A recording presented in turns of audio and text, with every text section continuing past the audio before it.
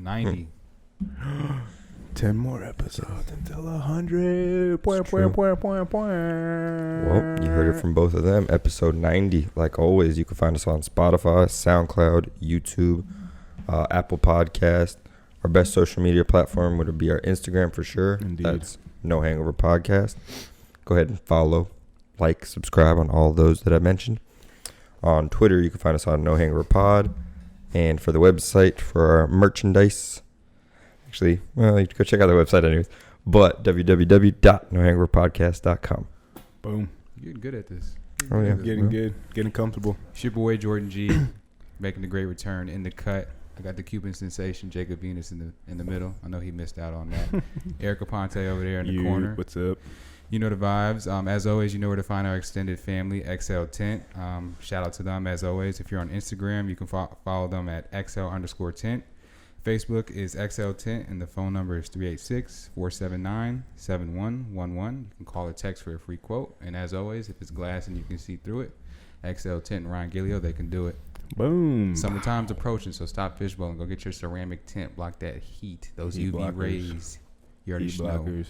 And last but not least, Central Home Roofing, more specifically, project manager Skylar Montgomery Kenny, my dog from the good old town of Memphis, Tennessee. Good old Southern gentleman. Indeed. Like I said, he is a project manager, so if you got missing shingles, leaky roof, you want a whole new roof, my man could hook you up.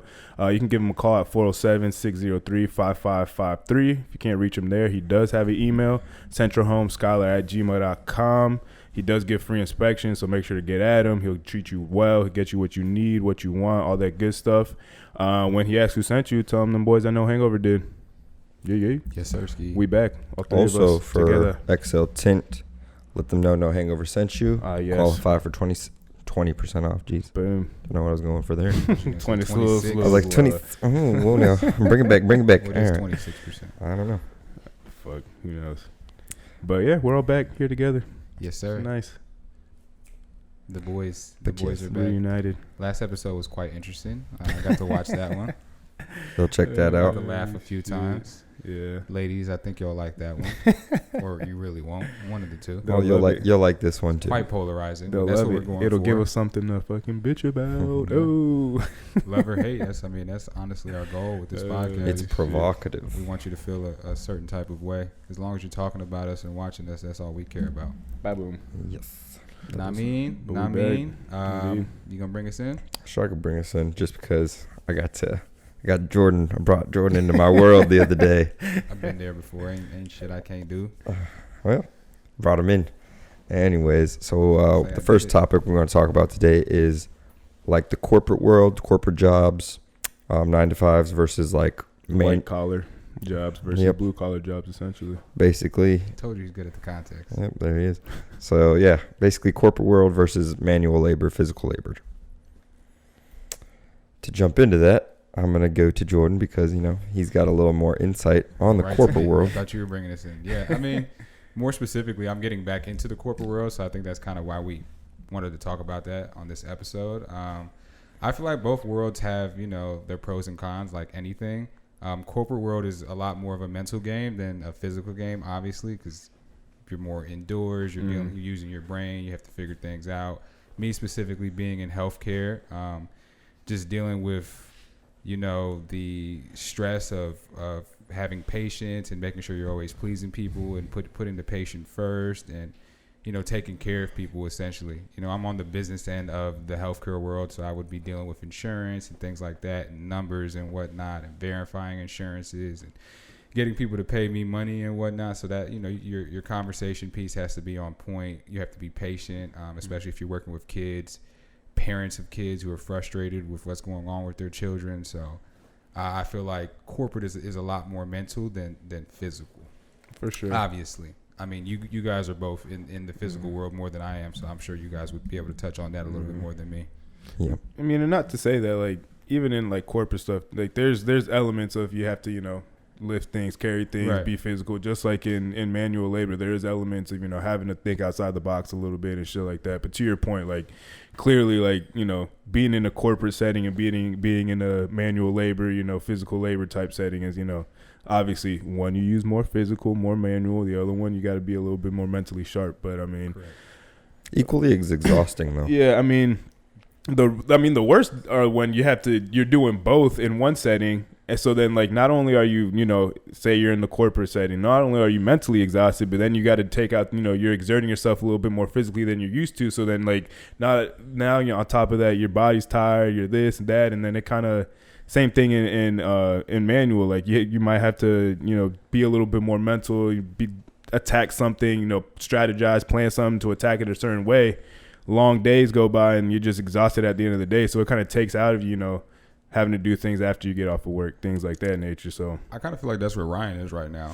Yeah, because he's tackling both the physical and the mental part, because he's running his whole business by himself. So that's huge mental customer service, and then he physically does the work as well. So I feel like that's where he lives right now, honestly. I mean, that's a beautiful thing, though. That's the point that I feel like at some point all of us want to get to that point, regardless of what field it's in or something like that. Like the podcast being this, but I work in landscaping and I've been doing it for like 5 years now, so it's definitely something that's been brought up to me and that I've thought of, branching out, doing my own thing, this, that, whatever, and I know certain people that would be able to help me, but things like that. But working for yourself and being your own person, regardless if, you have to dish out the physical and the mental part and do all this extra shit, I'd rather do that, make my own money and make it for me than, be working for a company or entity that, takes care of all the extra shit, but they're only paying me, my pay caps off.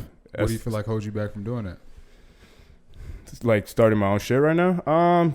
Just the capital and having to pay for equipment and things like that. And I like I said, I've been doing I'm the only boy on my mom's side of the family, so anytime like we need to do such stuff in the yard or lay down sod or put down mulch or this, that, whatever, like I was always the first one that people called. Right. So like it's stuff, but like as far as like, because the bigger contracts is when you get commercial contracts, like for gas stations, stores, like that's where you make the real money. Like if you're going to do residential shit, that's fine. Then you can make money doing that. But you have to fucking bust out like 20, 30, 40, 50 houses like a week and get like contracts with neighborhoods and shit like that to make real money. Right. So, like, as far as that part, I just need to learn a little bit more than anything, and just kind of get a little bit more experience under my belt, and figure out some more things, and obviously just save a little bit more money.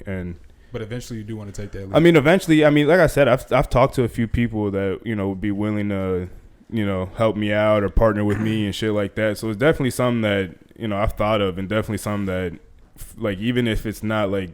Obviously landscaping is not like my passion or anything, but it's something that I know how to do. It's something that I'm good at. And, physical labor, that's something that I've been doing like forever. So it's not something that's like out of my element. And it's like, again, I have people around me that would be willing to help me out. So again, like that's something maybe like 2, 3, 4 years down the road, but it's definitely an avenue that I want to explore, just cause like, we've all been saying like especially me, I don't like being on other people's time. Like, I like moving on my own time. I like doing, my own thing and not having to answer to somebody that I might not necessarily, agree with or see eye to eye with, or I feel like, they might not necessarily know what they're doing, but they're in a position just because they know somebody or because of this or whatever other reason that it could be. So, yeah, I was at that point and I stepped out for a year and some change now, and everything has been basically, I'd say the last 6-8 months has been, everything is contingent on me. I've been my own boss with what I do, working a third-party job. But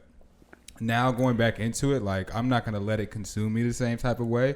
I'm going to get what I want out of it and not really worry about all that other shit. Not let that play on me mentally. You know what I mean? Because I kind of understand what it is. So I'm not going to let that stress sit on me anymore. Easier said than done, because I'm going to be into it. And, it's going to come with its different pros and cons, like everything. But now being outside of it and coming from it, I know what to look at and what to expect and how not to let it consume me. Yeah, and that's, I've said this before. It's like when I go to work, I go to work. Like I don't go necessarily, like if I make friends with my coworkers, that's cool. Or if I have to deal with that, like obviously you're going to have to deal with extra shit, and that's, to be expected. But go to work, do what I have to do. Give me a job, let me do it. I'll do it to the best that I can. Fucking if I need to go extra overtime, blah blah whatever, I go home, give me my check, and that's it. Like I'm not trying to take on all this extracurricular shit, and that's where I feel like for me that's like working in manual labor, it's a lot easier not to bring work home with you. True. When you work in a corporate setting, I feel like it's a lot harder to leave that shit at work and not bring it home with you, and like all the extra shit. Exactly, like emails, all types. Exactly, like I don't really have to, like I do have a work email and I do have to, you know, keep up with it and keep up with trainings and this, that, whatever. But for the most part, like my work starts and ends when I clock in and I clock out. Right. Like I don't have to, like I'm not going home. Like, and again, if I were to move up, like I'm trying to move up a little bit and get a lead position, like I would have to do time cards and shit like that. But again, that's like I know how it's done and I've seen how it's done, so it's not really like it's, you know, you could do that while you're at work on the clock, like and stuff like that. It's not anything that you have to bring home with you. So right. And working it's in not the too ER, strenuous. working in the ER, which I'm going back and into. that, but I mean, that's a different type of stress. That, yeah, like, that's a different type of stress, but it never really ends. The ER doesn't close. So if you're somebody of management, you know what I'm saying, you always have on to be call pretty much all the time. Anything can go wrong. You always have to, you know, have your phone on, check your email just to make sure. I mean, you're dealing with people's lives and shit. Like, Exactly. It's not like you're like cutting grass or fucking. But there's 3 different Or shifts. So laying let's tile. say like you're a manager over everybody, and you have 3 different shifts. If somebody calls out on third shift, and you work 9 to 6, third shift is 11 at night till 7 in the morning. Now you have to figure out who you're going to use to replace that person that called out between those hours. So you're working longer than you really expected. It's like a salary based thing. That's something that just doesn't end. Salary is a joke. If you get paid, it depends what your salary is. Terrible. Depending on what your salary is. Like if you're getting paid a salary job and you're overworking yourself, then yeah. But if you're getting paid, you know, pretty well, and you know you could take care of your bills and you don't really have to worry about, you know, all this extra shit, then the salary, you know, fuck. I mean, because essentially, like, you know, just to kind of relate it, like NFL, NBA contracts, like that's essentially salary. Like there's incentives in some of them and shit like that, but you sign a contract and this is what guaranteed. This is what your cap is for this contract. Yeah. Right. Now, again, there's incentives to where, you know, you getting your base salary with whatever $8 million, but say if you hit X and this, you know, amount of stats or whatever, then that's an extra $2-3 million, and you know you're making $10-12 million extra or added on. So it's kind of like that in healthcare too. Like if you guys collect a certain amount of money, you guys get a bonus for that quarter. So there's different incentive based things as well. What about you, Mr. Manual Labor? I mean, you kind of already out of the 3 of us, you kind of have your own little thing going on. Well, yeah, I mean, it also helps that I can like pick my own schedule, but I'll willingly allow myself to work way more than I have to, just because I don't want to put that stress on everybody else. And I feel like I'll just business too. Correct. So I feel like I'll just take it on myself because I'm the youngest one, anyways. Well, I have coworkers that are younger, but family wise, I'm the youngest person. I've always been looked at as like, oh, Jacob's gonna work the hardest anyways. Might as well work the hardest, so I just do. Right. But yeah, but this is your family name, so you're a little bit more passionate about it than I mean, coworker would be. Correct. It's not like at least in my case, I'm not gonna let the work consume me, but at the same time, like you said, it is my family name, so I take pride with the work. That's the word I was looking for. You're more prideful about it. Yeah, like I'm gonna make sure I give the 110% to, you know, when it's a finished product, to be like, yeah, we did this. This is my family that did this. You know, all that for everything. I mean, it's not that I've necessarily cared about like good reviews or anything like that, but just in general, how you keep a business going for so long, especially if you don't advertise, word of mouth, and the labor speaks for itself. Exactly. I was just about to say. So once you do quality work, I mean, it speaks for itself. So people will keep coming back, or they'll send their family members or their friends, their relatives. So it's, you know, it's a domino shit like effect. that. Yeah. So. But yeah, to get into bringing Jordan in my world. Yeah, you wanna break down that day? I wanna talk about the end of the day too. But the whole day. We're gonna go through the whole day. You can start it off. You can start it off. Go ahead. I'll ask you this: do you feel like that was a hard day, or do you feel like that was an average day? It was a pretty average day. Okay, so what would you say is a hard day? That long ass day that you guys had, average day. That's what the fuck I said. I said this is not in your top 3. I'm like, this is whatever. So let me break down the day. All right. I got here 6:45 in the morning. We had to back the truck up, dump some shit out. We were in the truck by 7:05. On the road by 7:10. We had to drive to Melbourne, hour and 15 minutes, hour and 30 in the truck. Yeah. Around that time frame. Well, yeah, because it took longer because the truck was pretty loaded down. We got there 8:45, close to 9, around that time. As soon as we got there, started working. Now in Melbourne, it's literally a condo on the beach, Melbourne Beach, and the condo's on the 3rd floor. So we were doing a tear out. So they had that already must have fucking sucked. average day for this guy. Sucked ass for me.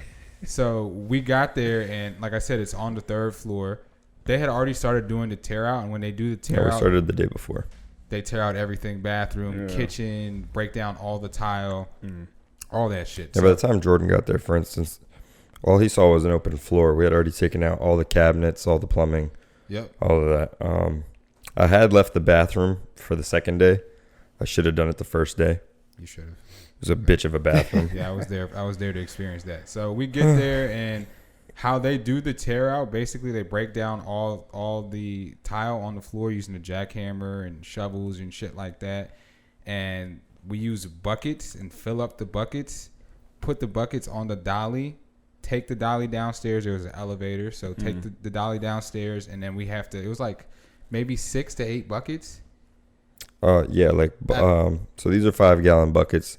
We fill up buckets because from a 3rd floor, you're not going to lug a 50-gallon trash can down the stairs, especially putting tile on it. That thing could easily weigh over 1,000 pounds. Super heavy. So you have to fill up buckets to go put the tile somewhere else. So we fill up the buckets, put them on the dolly, bring them downstairs, dump them in the trash cans that are already on the truck. Yeah, because I had 10 of them things set up on the truck. Right.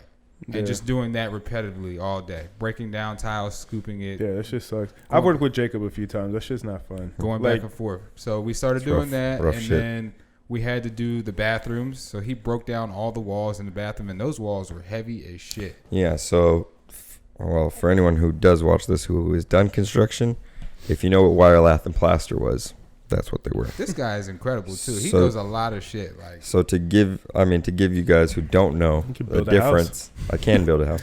Yeah, but like, he's Jacob to me. You know what I'm saying? Yeah. So when I see him in that world, it's like he throws me sometimes. Yeah, it's a difference. But wire lath and plaster is, so a normal wall. I mean, it's different because back in the 70s and shit, and from 70s onward, people got lazy building houses, and they would just use drywall and then throw tile on it. Yeah. So chipping out a wall like that, it's easy. It's just nailed into the studs. You put a crowbar behind it. You flick, you get some leverage a little bit, shake it. That whole wall is off. You could just fucking run through that bitch. You could. I mean, I usually do that. Like I'll hit a hammer and punch through the wall, and then I'll punch through the wall because it's drywall. Exactly. That shit's easy. Even with tile on it, you still just can punch through it sometimes. But what is wire lath and plaster is wire lath is wires. So it's metal wires. They'll cut the shit out of you all throughout this wall, and then plaster is like it's like a stucco harder material on top, and then the tile on top of that. Damn. So it's pretty thick. It's like a damn near an inch thick. Yeah, that shit will probably slice you up too. It'll slice you up, and it's just heavy as all fuck. So and it was what, three whole sides? The shower, it was a standard shower. Front opening. You got your plumbing wall, the back wall, and the side wall. But, it was some heavy fucking shit. So, when we first started it, we took it on the plumbing wall. And there was, like, the main valve. And Jacob's like, all right. We have to remove this big-ass wall and not hit this main valve. Because if we hit this main valve, we're fucked. This whole house is gonna flood. The way... And this is the first time I'm helping him. I'm like, all right, that makes me feel nice. Correct. The way... Because, so a plumbing wall is always like that. You don't want to hit the valve. Because I don't turn the water off in the whole house. Because I'm a fucking professional. I know how to do this shit. But if you don't know what you're doing and you're not shutting off the water, if you break that pipe, you are flooding that bathroom within seconds. Boom. I mean, within seconds. And for instance, this was on the 3rd floor, and that was actually, it wasn't the plumbing valve that I was worried about, the main for the whole unit. So for the kitchen, for the other bathrooms, the main ran through that plumbing wall. Where the water heater was on the opposite wall. So I was like, yikes. Yeah. So I was like, Jordan, we got to be careful now. Come here, help me carry this because that shit's heavy. And the way I rip out walls, I don't like to get in little chunks. I get out of whole walls. Tell them about the exciting stuff. I feel like that's what made it the day long. Tell them about the exciting stuff. That's what made the day long, yeah. So the day was long as fuck. Anyways, so fine, I'll finish it up. We got everything out. We went to the landfill in Melbourne. That's no fun. Fuck the landfill. Stinky trash everywhere. Especially, do they have a hill? Did you guys go up on the hill? Those are the ones that sucks because you can fucking all the time nails get caught up in the fucking tires and shit, and it's annoying. Yeah, that shit's annoying. So we had to go there. We dumped everything out. That wasn't that bad. Swept everything out, and then finally got back to the site at like 5:30, 5:45. We had to finish. We had to fill up a couple more trash cans, like 2 more, and we just took those with us, and then we had to load up a pallet and leave. So we finally left like 6:30, 7 o'clock.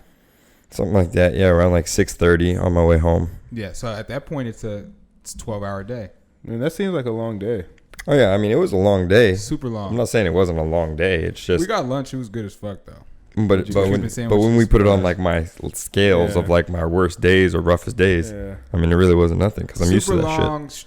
Tedious, but it was a long day, exhausting day. So we finally done. We're in the truck driving back from. And Melbourne. to give y'all what kind of truck it is, so we do have pickup trucks, but for instance, me and Jordan that day we're in a box truck. Yeah. So think about like a giant, big ass U-Haul. Yep.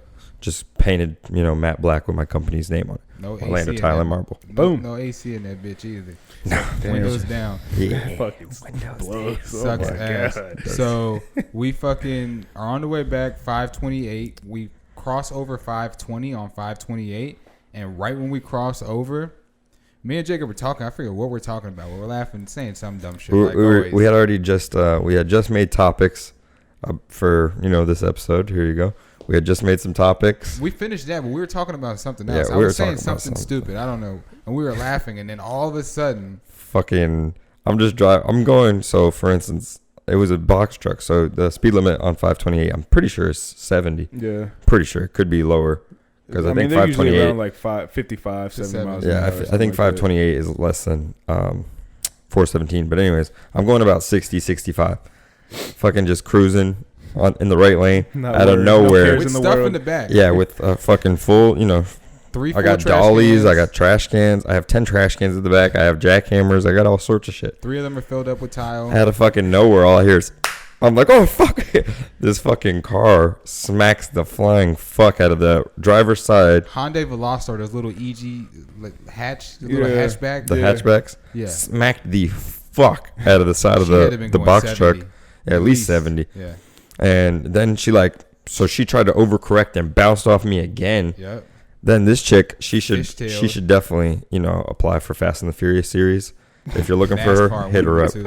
Because this woman straight up fishtailed harder than I've ever seen. Like, put the whole front end of her car was right in front of me. I was convinced that we were going to hit her. Like, Same. She fishtailed towards us. So the front of the car was sideways. It came back into my lane, so I was slamming on the brakes and holding it as steady as I could the whole time. Brought it back the other way, fishtailed the other way. So the whole back of her bumper was in my lane, and I'm just still on my brakes holding that bitch. Got it in control, the car, and fucking jetted. And she takes off, and she takes the fuck off, and me. It happened so quick, but it was in slow motion all the same time. Correct. And I was so scared because not only is it just me that I had to worry about, but Jordan's in the car with me. He doesn't do this kind of shit. And then fucking... oh, shit. And then I'm on the side by the bridge. Correct. So we go over, the scariest part was... on top of that, it was over a fucking bridge. We got hit on the bridge. Not on the normal... close to me. Yeah, not on the normal road. It had to be on the bridge. So it wasn't like pull over on the shoulder type shit. It was we were on a fucking bridge. Yep. So I was scared as fuck because that guy, shit. Jacob kept his fucking composure though. I got to give him credit. He was calm, cool, and collective. I was looking at him and he didn't break a sweat, nothing. He had. Yeah, I wasn't scared in the moment, but like in my head, I was like, oh fuck. Yeah, it was fucking insane. And then after all that, I fucking went to put my seatbelt on. And I'm like, well, this doesn't make any sense. I'll take it right back. It's funny. Like Jacob was in shock. Like he literally was in shock. Because I kept on doing this. I couldn't believe someone would hit, because I'm in a fucking moving billboard. I was like, how the fuck did she not? I was like, how the fuck didn't she see this car? The craziest part was this woman literally smacked the truck going like 70, 75. I barely have a scratch on the box truck. It's insane. Not even a fucking, like, there's a tiniest little dent that I've ever seen. I was like... And that might have already been there. Yeah, because it might have... Because granted, the box truck has, like, this giant metal rail kind of around it. Her car wasn't high enough, so she basically smacked into that. We were in any other vehicle, we would have been... Oh, yeah. We would have probably been dead because she would have pushed me right over the bridge by smacking me that hard. Yeah, we would. Oh, my God. She hit us that hard. It was insanity. Yeah. No, fucking crazy. If I was in like a regular, like probably even the F-150. Like, if I was in the pickup truck, one of the vans, and I had that much weight on me, and she hit us like that, yeah, we would have been gone. We would have been fucked. Yeah, it was insane. Needless to say, she was under the influence. Yeah. We came to find out that later. I don't know if she pulled over. I'm guessing she pulled over herself because when we finally caught up to her after waiting an hour for fucking highway patrol, man. Y'all are some motherfuckers. Yeah, they finally reported it. I understand y'all are busy, but don't tell me to wait and then not show up for over an hour. So it was a hit and run, right? But thankfully, a witness that was on the road next to us followed her, got the license plate, and reported it. So they had all the information. So we were basically good to go. And I don't know if I'm guessing she had to have pulled over by herself. Yeah. Because when we pulled over, we were at mile marker 27. She was at 21. When we got to 21 and pulled over, like her passenger side wheel was like jammed in a little bit. It was fucked up. So I think the car wasn't drivable at a certain point. So she had no choice but to pull over. Yeah, because like I said, she smacked me going 75 miles an hour. I was like, how is this woman still driving? So when we got over there, like, we were talking to roadside assistance because they had her like basically pulled over behind her and like had their hazards on so nobody hit her or whatever the case may be. And when we started talking to him, he's like, "Yeah, we understand. We found out what's happening." He's like, "There's some other things that are going on right now." And once he said that, I'm like, "She's under the influence." He's like, "Yeah." He's like, "Don't say anything," but yeah, she was under the influence. Yikes. And like, I mean, don't drink and drive. We kind of put 2 and 2 together because 528 usually you're coming from the beach. You hit us like that. I mean, you had to take off. Like if somebody hits you, you're usually gonna be like, "Oh my bad, shit, so sorry." She fucking not only hit us and fucking kept going at that speed, but fucking took off. That's what made me in shock. I was like, "Are you fucking serious?" You're not gonna pull over? I was like, "What?" I was like, just smacked, like, I was like, just bounced off me. We kept driving. We seen another Hyundai Veloster, and we just looked at each other like, the same is it? No, there's no way. There's no way that it slowed down. So, but when we walked up on her, we didn't really. I mean, Jacob asked them if they were okay. She was there with her friend, but she was like, she was like, sobbing and shit, and her friend was like, "Yeah, she's fine" or whatever. I just didn't want to make matters worse, so I was like, I'm not even going to talk to them. I guess she had a big ass knot on her head. Yeah, she did. Like, I looked at the chick though that hit me because I did want to kind of go off on her for like smacking the fuck out of the truck like that. Shit in the car. I was. Jordan was trying to be the peacemaker. He's like, "No, man, don't just let it go. Don't talk to her. Don't talk to her." I was like, "No, fuck that." I'm gonna be like, "Did you not see me?" And I get there and I like instantly see the girl. I was like, "Nah, I can't do it. I can't do it. I got to be." Kick her while she's down. Yeah. So they were waiting on a trooper to come, and I'm guessing she got a DUI and got arrested. Yeah, I'm guessing. I mean, I told Highway Patrol, I was like, I'm not gonna wait any longer because I'm not gonna press charges anyways. I just want to make sure it's reported to where she can't come back and say I hit her. Correct. Yeah. So it was all reported that way. It's not really letting off the hook, but they could have given her a written arrest. Probably, yeah. But at that point, I doubt it though, because they would have probably had to tow her car anyways. Yeah. So they'd have been like, "Nah, you're coming with us." Unless they had somebody to come pick her up. I mean, it really just depends on the cop at that point. But at that point, we were at 13 and a half hours, 14 hours. By the time we got to the office, it was a 15-hour day. Fuck that. So plus, who knows? She might have been. By the time a cop fucking showed up, she might have been sober. Yeah, I mean, fuck. If she smacked the shit, that probably sobered her up real quick. Yeah. Hit her on the head, knocked some fucking sense into her real quick. Apparently not, because like the hazard patrol, he was basically like she was like walking around her car, almost walked back into the lane, type shit. She must have been pretty belligerent. Yeah, damn, that's some scary shit. To hit us the way she hit us, she had to be. That's some scary fucking shit. Like for real. But hey, kudos to her because she kept her car under control. She didn't go off the bridge herself, or I guess hit anyone else. So honestly, kudos to her. Bless up though, you guys are safe and well without a scratch. Yep. 15-hour day. The angel on my shoulder. He decided to watch Jordan today too. Yeah. Magic question: would you rather do corporate? I mean, I know the answer to this already. Corporate world or corporate world? 100%. You sick? So since it was a 15-hour day, like it's Jacob's dad's. I mean, it's your family business, but Jacob's dad runs it. Obviously, he established the business, so he's the one that cuts the check. So when we got back, it was close. It was 9:45, close to 10. He was already well gone. So I didn't get paid for that day. I had to come in the next day to get the money. And when I came in the next day to get the money, his dad was like, "Hey, I need you to work for me real quick." And I knew. I was telling Ryan, you were already asleep by that time. I was telling Ryan and Dennis that when we got home, I was like, "Watch, I'm gonna go in tomorrow and get the money." He's gonna be like, "Yo, can you work for me?" lo and behold, when I went in there, I was in the midst of making a delivery. So he asked me, I'm like, I'm working now. And I'm like, all right, just give me a chance to drop this off. I'll be back in like an hour or so. So came back, and the truck we were in, it's a box truck, but it was a Chevy. He has another box truck that's a Ford. The Ford is a little bigger. No? Smaller, actually. Really? Seems like it's bigger. I don't know. It's easier to drive, though. That's for damn sure. Yeah. The mirrors are better on that bitch, all that. Anyways, when I got back, that box truck was still loaded from the previous tear out. Yeah, from the day before, because we had So you had to unload that shit? we had loaded So- the box truck basically equivalent to 4 times the box truck. So he made me go to the landfill, and I had to unload that whole truck by myself. Yeah. Which it wasn't that bad. It was 4 cans of tile that were full in there, and then from the back of the truck to the front of the truck filled with cabinets, broken up wood, 2x4s. That takes up space and shit. Exactly. So I just had to go to the landfill. Well, yeah, dump that off. plus everyone was just throwing shit in there because they were all tired. Yeah. That's Yeah. not the way I like to throw away trash because it just makes it so much harder for Yeah. after. To take it out and shit. And I was yeah. there after. So I went there, dumped everything by myself, and then came back to the office, and the box truck that we got in the accident in still had shit in it from the day before. So And all the stuff that was in the back of it, like when you guys got hit. So like, I had put a pallet. For instance, I had everything organized pretty well they organized so that I could get shit out easily yeah. and whatever. When this bitch smacked us and I slammed on the brakes and was holding on for dear life, everything fucking slides forward. So Yeah. the whole pallet I had towards the back to get off with my forklift is now 7 feet into the truck. The freaking trash cans went flying. Oh, man. Jackhammers went flying. The dollies were pressed against each other. You couldn't lift the dolly out without having to move other shit.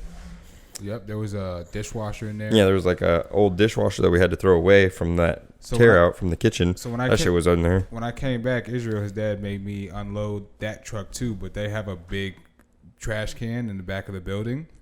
So he had me just back it up there, and then his Uncle Frank came out with the forklift and used the forklift to pull out the trash cans, and like we had to like push them from the forklift. He like laid it right on top of the trash can, and like we had to like push it over.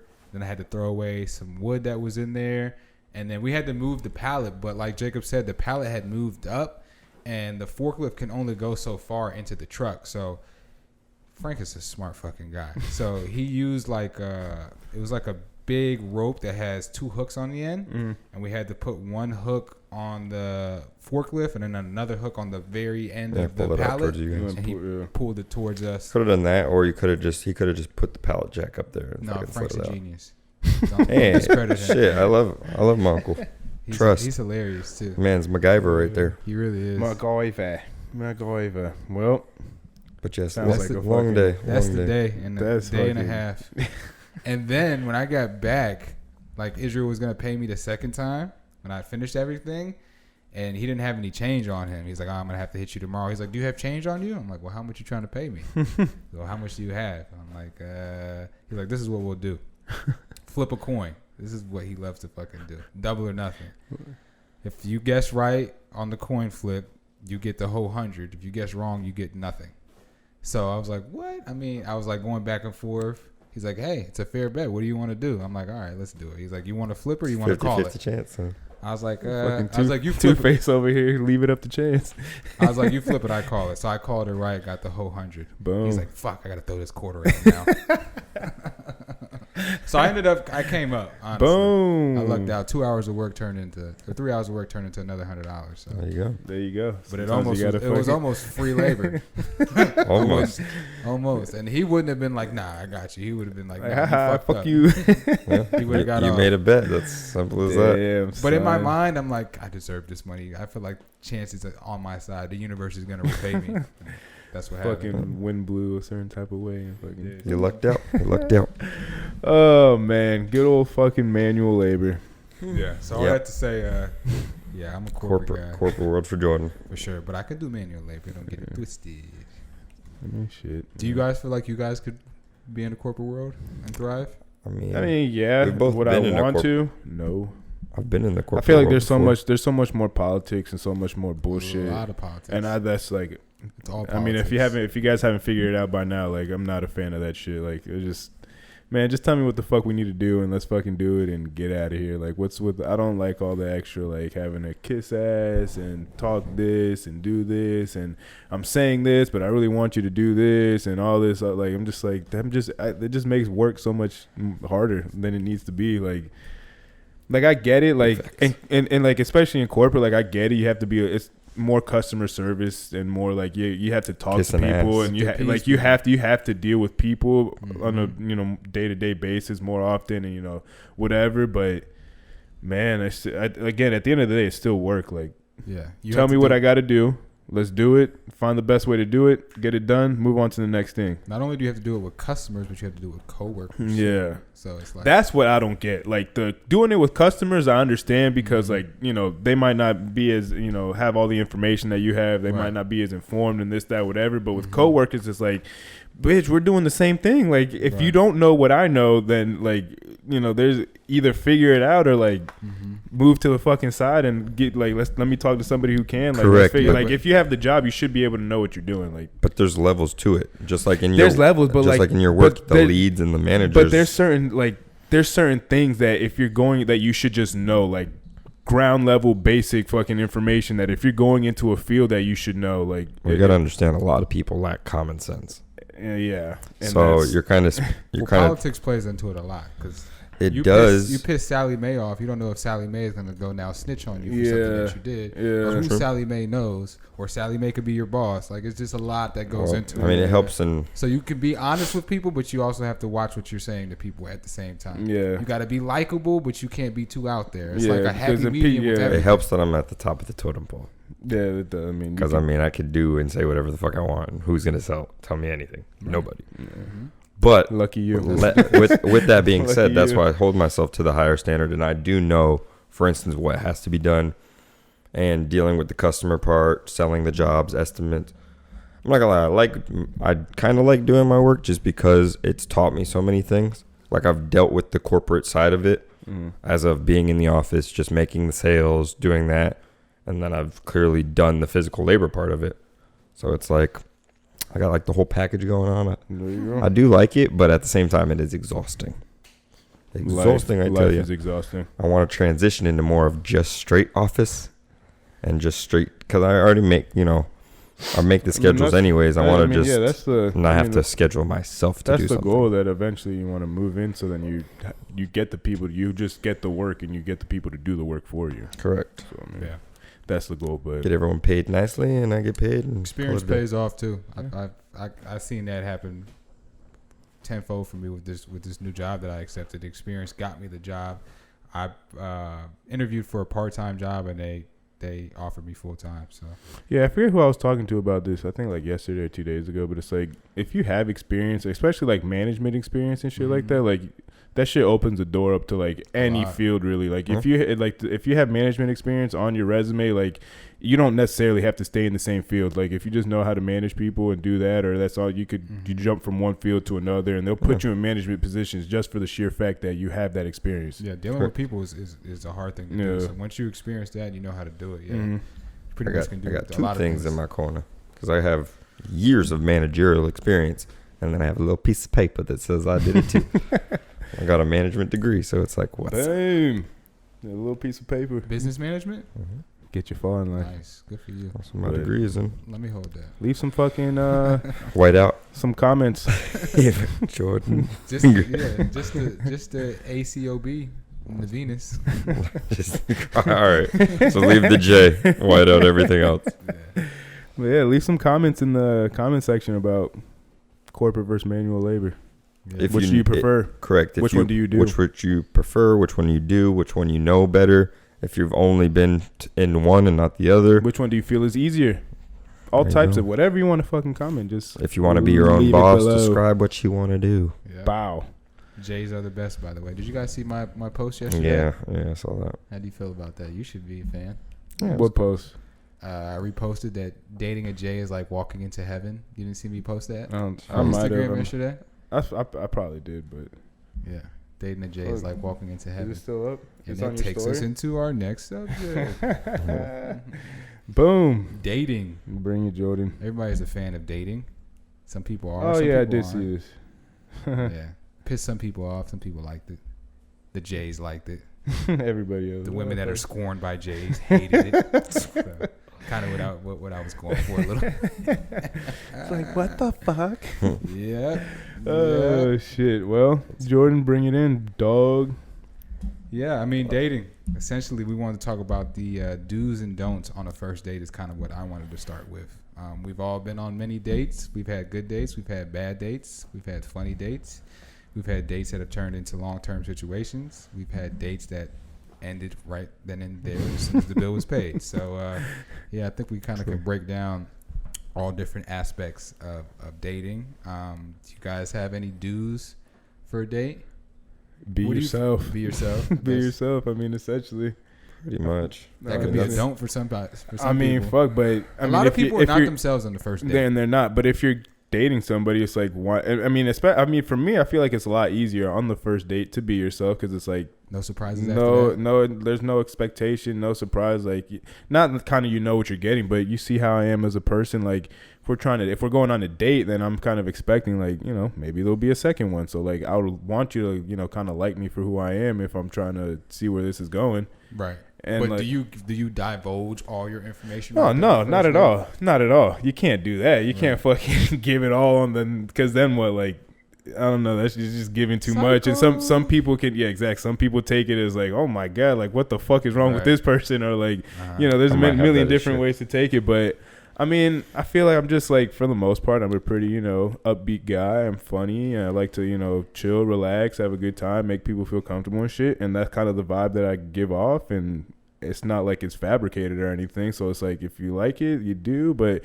I know some people that take it as that I'm too nonchalant and that I don't give a shit and I don't think things out and this, that, whatever. I'm like, well, that's not the case. I don't know. I'm just comfortable with who I am. I'm comfortable with myself. If you like me, in your own skin, great. If you don't, that's cool too. Like, I'm not going to really lose sleep over it. So I just, you know, I just try to be myself as much as I can and let the chips fall where they may. And like you said, sometimes it works out and, you know, something comes out of it. Other times it's right there. That's it. No more. I won't ever see you again after this. And that's okay.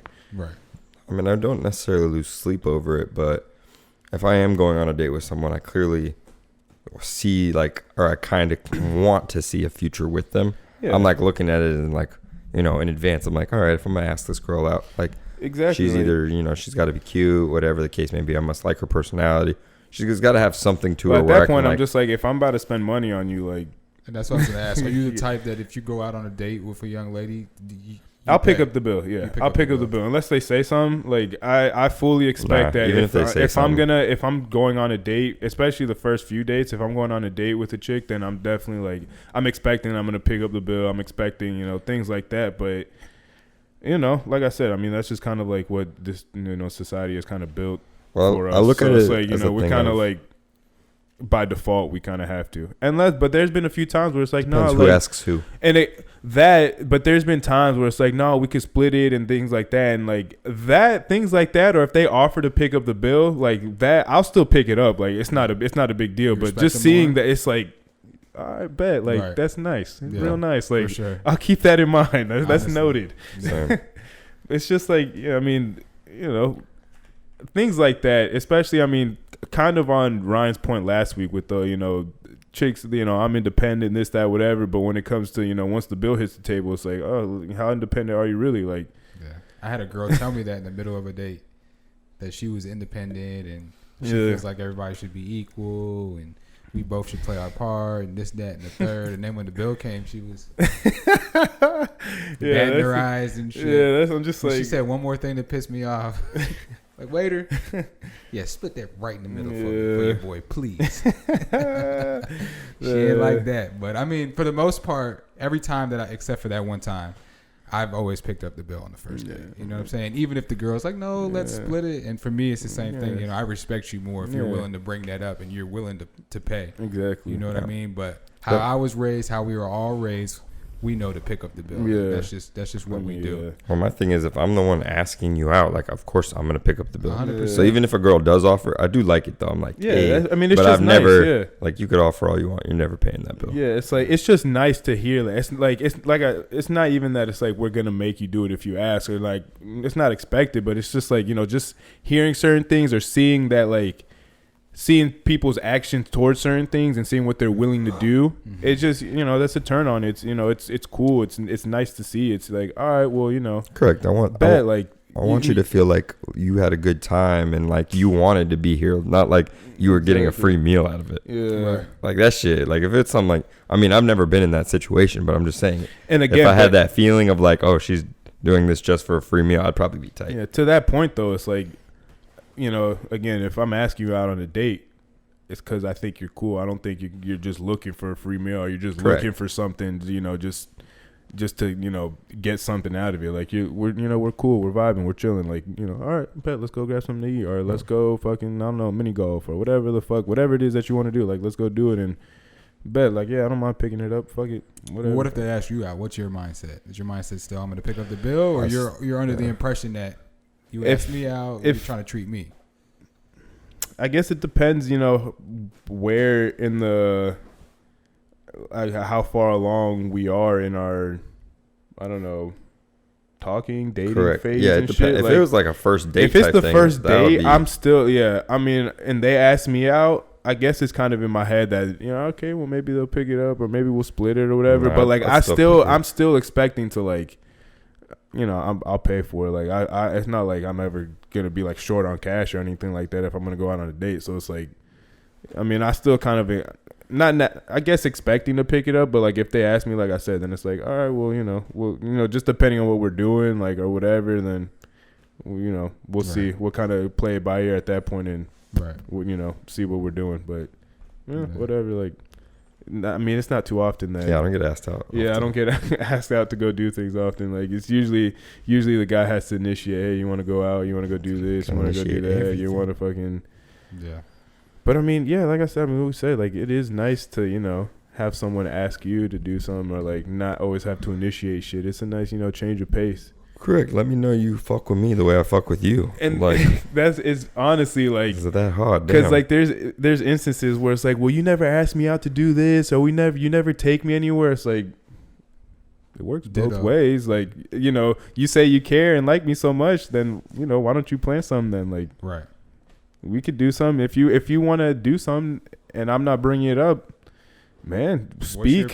Speak. We can talk about it. It's like and worst case scenario. Yeah, I don't want to do that. Well, we're back to where we were anyways. And then if we really want to do something, it's like, all right, well, I don't want to do this, but hey, I have this idea. Do you want to go? It's like, right. It's really that simple. But like people get caught up and scared and fucking asking and don't want to fucking. And I kind of have this problem sometimes too. They just kind of assume that like, all right, well, they're not saying anything, so I don't want to say anything because I don't want to look stupid and blah de blah. And it's just. You start fucking going back and forth with yourself instead of just be like, hey, do you free this day? You want to go do something? Right. And I was talking to a girl about this the other day. Like, men are simple creatures. Like, we don't always just pick up on the little signs that you guys throw out all the time. Like, you got to be fucking straightforward. You have to be forward with us sometimes. And you can't expect us to, like, just figure it out by context clues every time. Like, sometimes we will. You'll be sometimes around, we're doing you're our around research. A person, other times you're around a person long enough to just figure out what their cues are, but for the most part, like if it's not said, we're not going to do it. We're not going to pick up on it. Yeah, because it's like, well, they're not saying this, so they must not be thinking it. Exactly. Like it's really that simple. Sometimes we're not like methodical like that, where we could just fucking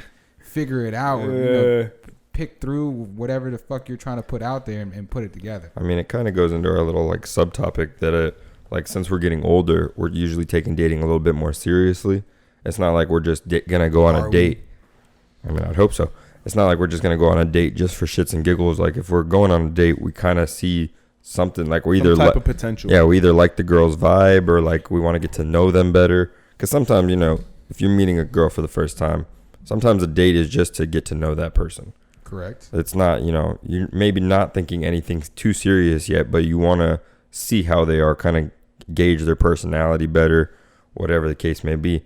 That you want to be able to have that one-on-one time, sit there with them, talk to them, see what they're really about. Then from there, you can kind of be like, I do dig this girl. I like her vibe. Yeah. Then you kind of move on from there. I mean, back to the first point. Like a lot of times people aren't themselves on the first date. Yep. So then the first date. Oh yeah, they're cool sometimes or whatever. People aren't themselves in the first 6 months. Yeah. Like that shit is scary. Yeah, that's some different shit. You start to see things. That's some different shit. You're not the person I thought that you were. Yeah, man. Quavo. And that fucking Quavo. Didn't he fucking cheat on her? Or He did. What was the timeline on that? Because I've just been seeing it pop up. I don't really know what the timeline. So he cheated on her. I guess they've been separated for a little while. He's been trying to get her back. Take the Offset approach, buy her a bunch of shit, hoping that she'll come back and be on his side. But she was through with him. Yeah. This is where I lose respect a little bit for Sweetie. Quavo is wrong 100% for cheating on her, all that, fucking her over, cool. But what she did publicly after, she went and did this little show called that interview thing, respectfully Justin, with this guy named the guy that puts out all the quotes on Instagram. Yeah, is that the clip where she said like they were talking about the threesome or something like that? And she said looking for another dude like that to join. Yeah, that was like, ugh. But Justin Combs is also on the show. Justin Combs is her long-term ex that she was with right before Quavo. Women go and do petty things when they're hurt in public because they're like, I don't respect shit like that. I'm not saying that she's not right for feeling how she felt about what Quavo did, but he didn't publicly disrespect her, in my opinion. Yeah, I mean, I get what you're saying. Like, I understand it, but at the same time, it's like, I mean, if you're cheating, like, I can't like. He's wrong. 100%. I can't like. So keep it in the family, like. But say that. I mean, that's the logical. That's the easiest approach. Like, that's what everybody wants. But again, probably one of the worst things in this world is a woman scorned.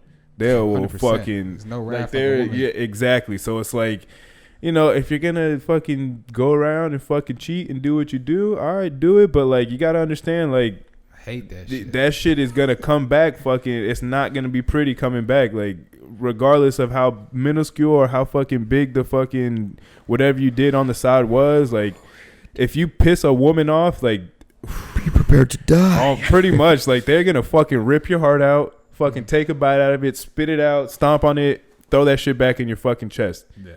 And then maybe rip it out again and then just stomp on your whole heart. Yeah, but like that, I speak from experience. They will fucking fuck you over 10 times harder than you ever fucked them over. And it is petty as fuck. It is, but like, I don't know. I don't understand though. Like, why, I don't know about why do y'all 10 take it to times new harder extremes? Because when it comes to petty shit, I mean, that's just me personally. When it comes to petty shit, I'm up there. I'm up there with some petty shit. I can be the king of petty. I don't take the petty approach though. I take that approach. Try not to. I take that approach of what Jordan was talking about is like, if anybody does dirt, if I fucked up, if the other person fucked up, I don't go like, yeah, I'm gonna be hurt. If we talk about it, I will fucking let you know how hurt I am and exactly how the fuck I'm feeling. Right. But again, like, keep it in house.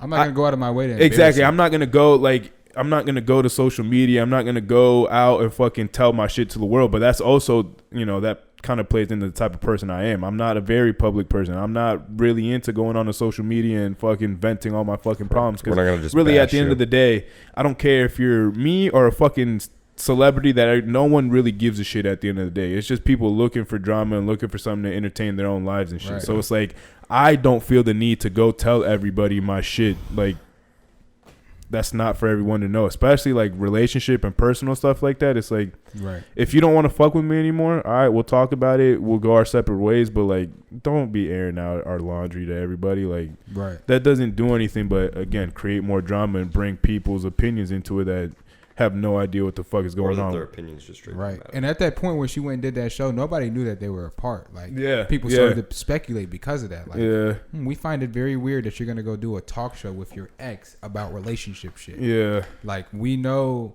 and most boyfriends would have a problem with that. You know what I'm saying? So she took it to a public place because she was hurt. I'm not saying that she is not right for feeling how she felt, but at the same time, like, I feel like there's a better way of handling it. I mean, Quavo went and repoed that Bentley. He did repo that Bentley. Yeah. And he said in his tweet, he admitted to what he did in his tweet, but he also said, "You're not the woman that I thought you were." Yeah. So, I mean, there's probably a lot of behind the scenes. What she did was that was out of character, I'm sure. But there's probably a lot of behind the scenes shit that we don't know about that they were going through, that maybe she did, he did, they did, blah, blah, blah. And this shit has started a war because of social media, and everybody feeds into it. It starts women versus men. Fucking hot girls and hot fucking girl summer is bad. Oh God, Jesus Christ, Lord help me. That shit is fucking annoying. I thought we got through that. Nah, bro.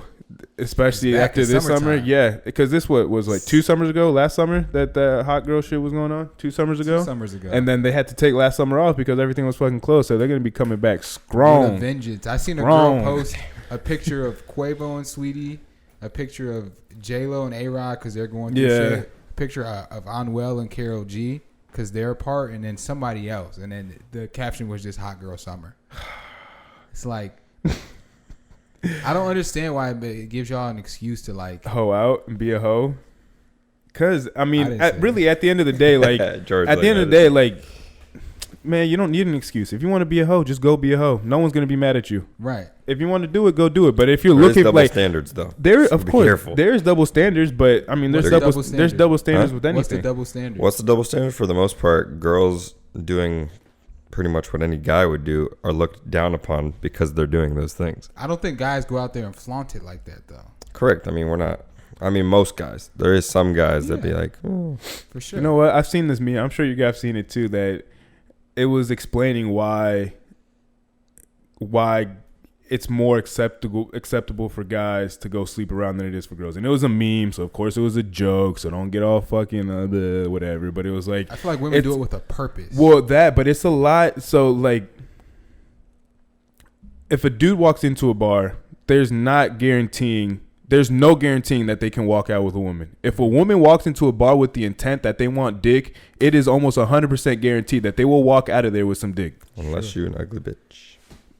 Not even. And you Relax. still have a 50 not even, chance. Not even. There's I'm just kidding. It's 2 a.m. The lights is low. An I ugly, know, no, I'm that's what I trying, an said. ugly That's chick what I has a better chance of going home with a dude than But a dude that is a decent looking dude trying to go in there and pick up. Because like True. if you That's come so off true. with the whatever wrong vibe and Wow. you're not, they take it the wrong way. Like that's That's it. One All right, wrong well, word. exactly. Boom, one they're wrong gone. Expression is Exactly. It's over. I mean, but like, and again, it's a meme, so You gotta relax. be But there is perfect. there's some truth to it. Like there's a little bit of truth to it. It's Like Right. Most factual shit I've ever heard. it's like, My Tyler. yeah, well, fuck, But I mean, it is. I mean, there is the double standard there, but again, like, But women are so. I mean, and again, I think I know where you're gonna go with this. Like the such special creatures. the to us. perception that men have of women is that we view women as like pure angels, like Yeah. that can do no wrong. So then when it like, and it's like kind of like you're again maybe a bad example, but like seeing like an adult, a parent, a hero, or something like that in a certain type of light as a child, and you praise them. They're fucking on top of the world. They can do no wrong, and they do one little wrong thing. And the cape And comes it down. fucking devastates you, and you're like, "Oh my god! Like I can't believe they fucking did this and that and blah blah." At the end of the day, they're human. Shatters the It's image. it's kind of the same way for men. Like, and I'm not saying every man has this. I'm not saying whatever, but like, we look at women for the most part as like I said, as angels. Like they the nurturing ones. They're loving this, that, whatever. And then if they do something that's kind of like, Vicious. exactly. It's kind of like, oh god, like shit, fuck, why'd you do that? Like everything, it just kind of shakes your world for a little bit. It's like, oh my lord, like Yeah. You're like, my heart hurts. Because you have a certain perception of a girl for a long time, and then Mm-hmm. shit goes south, and they turn into a person that you never thought that they could be. And that shit fucks with your that's head. that's the scary part of dating. I mean, for me, the scariest part for dating is too. like giving yourself up and giving somebody that power to like really affect your emotions and how your day is gonna go. Like they say one thing and that just fucks up your whole fucking day. Yep. And for me, that's the scariest part for dating, because it's like, personally, I'm pretty in control of my feelings, my emotions. Like I'm pretty sure about shit for the most part. That's the kind of person I am. But like, when you relinquish that power to somebody, and like again, they could say one wrong thing, and it might have just been a miscommunication or like just some, and it just will your heart will fucking sink into your stomach, and it just gives you that empty feeling of like, Why do you think I stay on the side I stay on? it's like, Away from emotions, because I don't like that shit. but again, to that point, the best way to fucking deal with it is to go through it and learn how you act and how you feel during those times. So then the next time that shit comes around, because I mean, for me, if you avoid it all the time, then lack of growth, in my opinion. Like, you're not going to be able, you don't really figure yourself out fully. I've come to realize about myself, it's hard for me to love, but when I do, I love hard. It's hard for me to separate the two. Once I'm there, it's like, fuck, I'm there. I'm all the way in. Yeah, I'm the same way. And I might not always admit it. You know, I have a problem doing that, but when I'm there, like, there's no fighting it. That's why I stay so far away from it. You know what I mean? I fight that shit like the Black Plague. Yeah, because you don't want to give your love to the wrong somebody, because if they fuck it up, then it fucks it up for the next 2-3 people. Right. And I'm not saying that's right, but, you know, that's just how shit goes. Like, people have a tendency of just dragging their old baggage from past relationships into new ones, and it's just putting up a wall, putting up your guard. Like, you see certain red flags, and it's like, all right, well, it looks familiar. Like, the person before me or before this that I was dating didn't really want to change it. Why would this person want to change for me? And, you know, you start building, you start building narratives in your head. But again, like, you'll never really know how to get through those moments if you really like somebody, because they're going to come up. If you're dating somebody, like, those moments of doubt and, like, is this person really fucking with me? Like, they're going to come up. But if you've never dealt with it, you'll let those thoughts consume you, and then you'll push the person away, and then you'll never really know. If you've dealt with those before and dealt with those feelings before, then you kind of know how to get past those moments and see if something's actually real or not. Easier said than done, though. A lot easier said than done, because dealing with your heart and emotions and shit, like, you could be the most rational, logical person in this world. Someone breaks your heart, that all goes out the fucking window. Like, you are fucking really doing shit that is so out of character. Yep. That shit's fucking wild. Definitely, I didn't seen it. Your emotion, personally done it. Your emotions play a big part. You think they don't, but then you're hurting and you do some shit, and you're like, wow, I'm going through it. Yeah, you do a lot of out of character shit. I'm going through it. But I mean, that's like that's why I feel like it should be like, I don't know, like some type of class or something growing up, like dealing with your emotions 101 or something like that, like, because it's something that you're gonna deal with your whole life. Like, it's not like math or science where you just take your classes and then that and taxes. Honestly, like, it's like avoiding them. You can't, again, like, it's not like you just take science. Oh, you're gonna have to use this when you're fucking out of school, and then you never fucking use M equals whatever C squared, whatever the fuck that shit is, and it's like, okay, well, E equals MC squared. There you go. See? My point exactly. But it's like, fuck, psychology, fucking taxes. So, like, shit like that, I feel like those are classes that should be more, like, in the curriculum of shit, because you deal with people like all the time. You deal with fucking money and taxes until the day you fucking die. So it's like, those are lifelong things. You might as well, you know, learn them while you're young, so it's not such a fucking shock when you go out into the real world and you don't know how to deal with people, or you don't know how to fucking write shit off. That's a different conversation. Yeah, I mean, that is a different conversation for a different day. But I mean, it could be for next week. Who knows? Boom. Who knows? Most definitely. But yeah, dating and relationships are tough. You want to touch on the last subtopic real quick, as far some as NFL? Oh, last subtopic. Looking through things. Looking past things in relationships, because nobody's perfect. I mean, yeah, I mean, we kind of touched on that a little bit. Like, you bring in baggage from past relationships, and you can't. It's not fair to hold that against the next person. Like, it's not the same thing, and it's like, I'm guilty of it.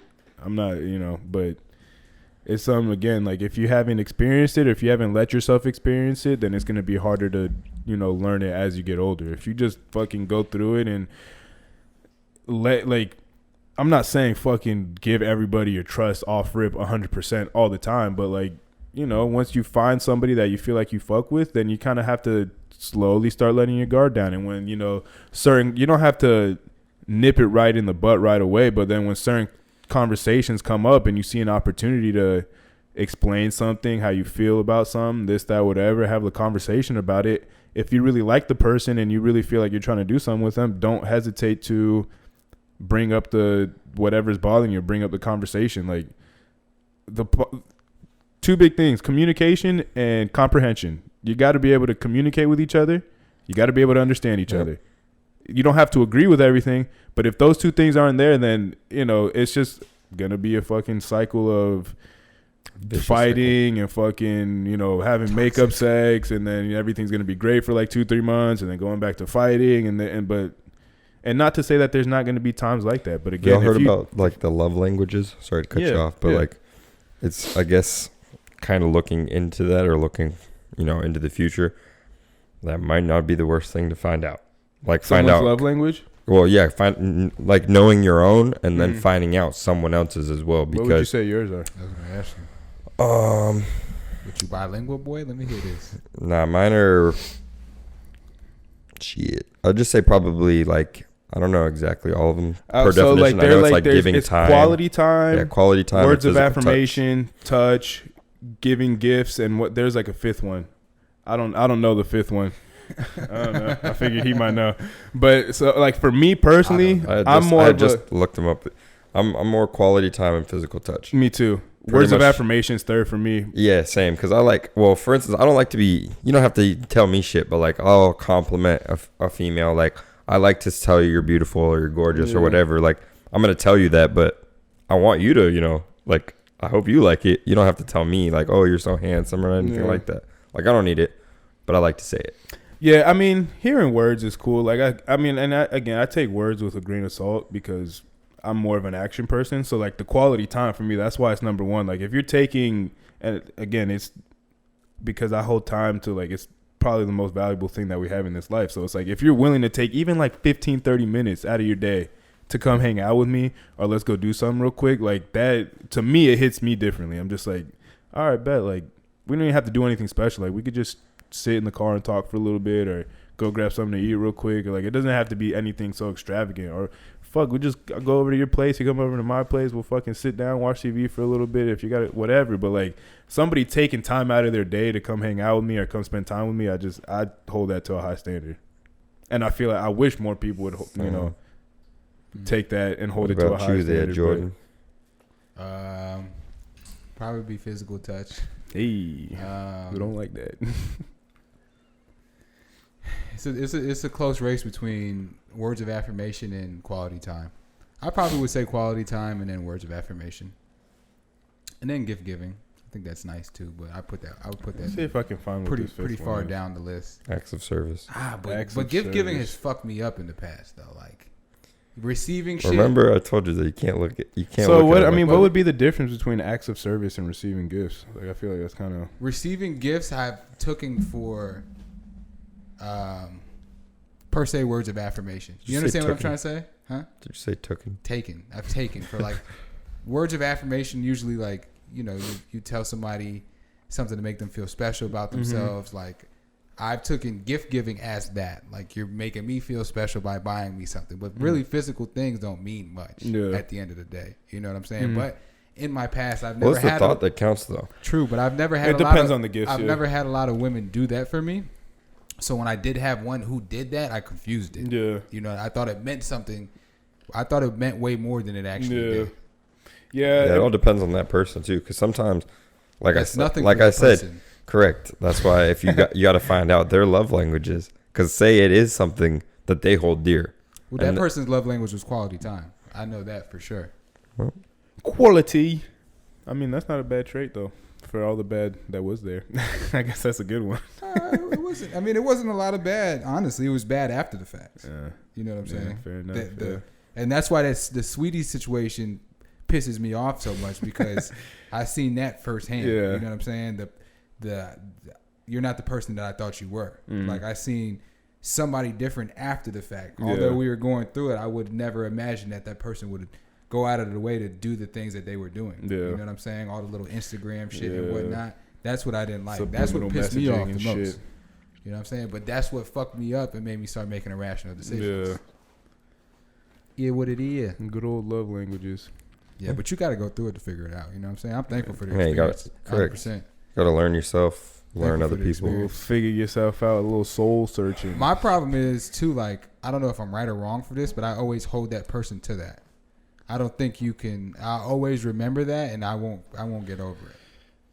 I always think you're that person. I feel like remembering isn't the problem, but getting over. Yeah, you got to be able to get over shit. Like you can remember that somebody did some shit to you, I have an issue. But holding on to it,